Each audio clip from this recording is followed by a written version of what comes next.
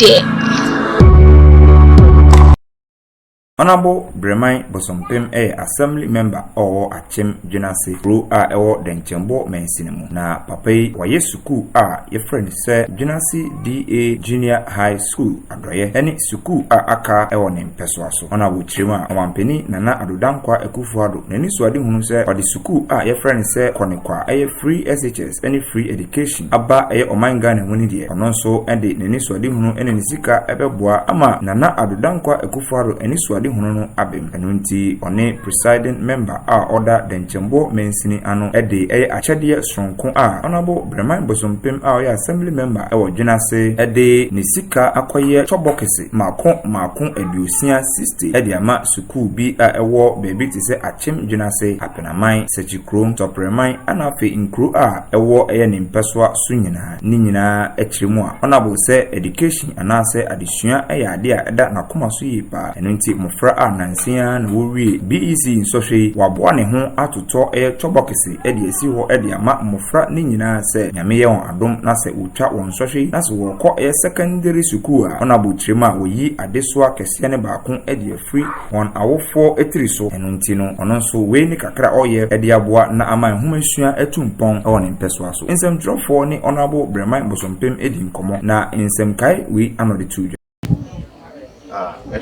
mefa kwenye wiso achi afọ ntifo enye bibi fufo bi ese nti a na ye sa de bi kese pa ama obi e hu se education yenkro Dwenase ikura yeka titinkura wo denchembo district enka ne o kwa bi mu ate mu education eye ya kwapempa a yempanifo a chichiro man omodi piayo ehwe wo school and education is not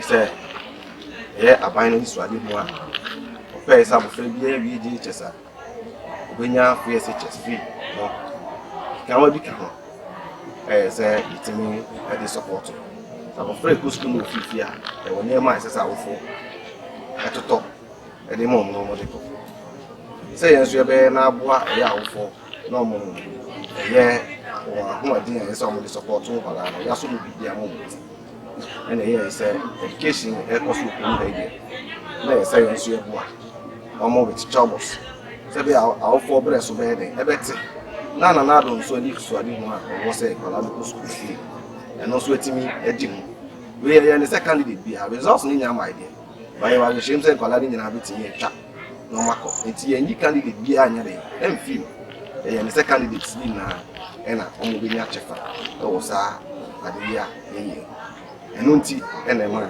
ye sa de right maybe just say a school say what you say nko an e pa cho dabi enye school say what you say e di be call apply be ye best students from every school such room all students was such room not of Breman so be best student that be people about this for communities and I Dwenase so specification is saying all students all candidates Dwenase what the one her say nipa na pass and nipa na pass and the pass na dey nkwala na nim some be pass you gidi omo na modern boy headmistress na the teacher for and the manfo ni nyina akabo mpelifo o mani akabo so mo bo amani na sua etumpon ni on pelifo bebe wa ha to ni mu a ye beti na bo bebe a omo na support e ni sua school a ye nyina ye ya ho ahye se be bo ma ko na di sua se etimi etumpon ye hene a support ye mpen ye pelifo bebe no ya chere no ene lawyer for yam and something there really no there many omodoso e dey there omodoso I just say to list and the ana providing now so be any education the only education that you maybe just say chobos do saying and o to e dey apeton party chobos no do aye che e wo hanoye almost 60 chobos now maybe that's a maintenance culture from omo hwe so say omo school nso adesua no omo fa ne say ne face no na ye chere say sending kwale nso ehu ne ye you chu omo for say omo school omo wo mo de no omo nso ade Now, be able to secondary school, I'm going home on the mission.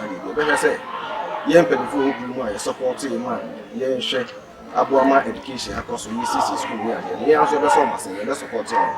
Now, for also the Amodia Association. Let me have one and call it. Alright, that's it. Presiding member. So, my name is Komo Sinaba Kope. Now, on the presiding member, on assembly in Nasha. Honorable, assembly member, you have some now. This man, man, sir, I've been a recent evidence. I look at me assembly member, Honorable Breman. Yeah, a assembly there, me saying, one whom I do my assembly. As my assembly to a David Brew, or the new dear in this year who based on that crowd, the West Committee here, that's so. And the contribution of General Assembly meetings, so you say, I have a penny more. There be a discussion, or this year discussion. School sem had an apoma.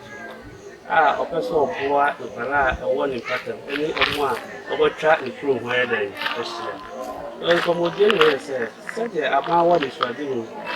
Global community, talking about SDG4, that's sustainable development for. And also, they a person at the boy, they push it para one community, any communities around surrounding the village in the say, okay, one of these troubles. Now, more this idea, I'm motivated home. As someone penny for a day, at how much it. Oh, my this room, tell me so many room who more than the other is. Ah, why, yeah, I know that. I did a paper. I'm sending class at Uncle Sway, the one who was there. Uncle sought for help or community penny. Now, I'm to be more to support the community. Alright, and of course, I want to ask you something. Now, I'm great. Story. It's in that kind of